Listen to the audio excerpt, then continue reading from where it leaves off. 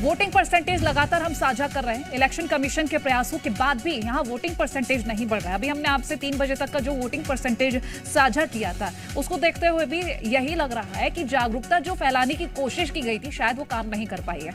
मध्य प्रदेश में वोटिंग को लेकर जनता में काफी उत्साह कम नजर आ रहा है। आखिर ऐसा क्यों, ये जनता ही बता पाएगी।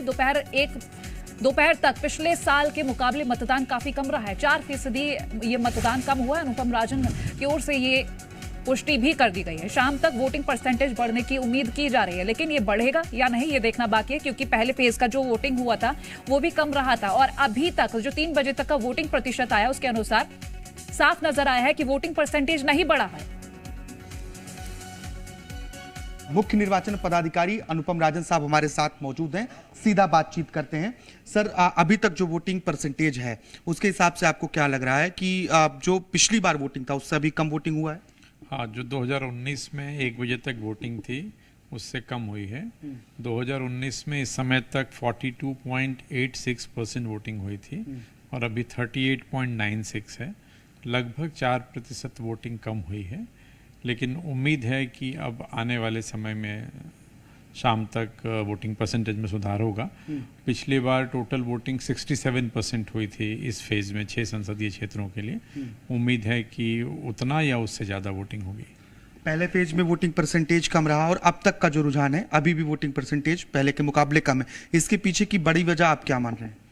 ये बहुत सारे कारण हैं, इसको पिन पॉइंट करना बड़ा कठिन है कि क्या कारण रहा है, लेकिन गर्मी का मौसम है, शादियाँ रही हैं और भी कुछ कारण हो सकते हैं जिसके कारण मतदाता वोट तक कम आए पहले चरण में।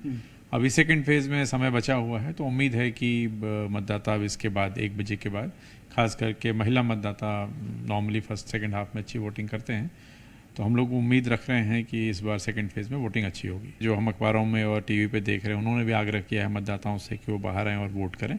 उम्मीद है कि वोटिंग परसेंटेज बेहतर होगा। 6 लोकसभा सीटों पर क्या कहीं कुछ विवाद की स्थिति या सभी जगहों पर शांतिपूर्ण तरीके से मतदान हो रहा है?